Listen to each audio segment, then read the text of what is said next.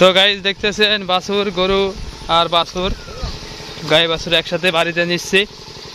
তো দিন ভরে পাথারে ছিল, এখন পানি খাওয়ার জন্য ব্যস্ত হয়ে গেছে। চলে যাচ্ছে দি, এই যে পানি খাচ্ছে।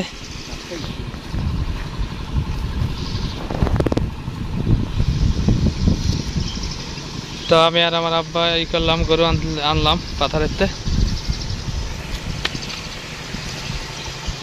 অসাধারণ গ্রামের দৃশ্য দেখতেছেন, গরুতে পানি খাচ্ছে। এই যে সারাদিন পাথারে ছিল,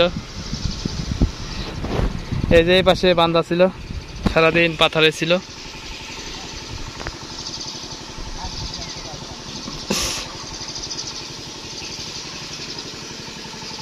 এই যে একটা হিজল গাছ দেখতেছেন, হিজল গাছটা বয়স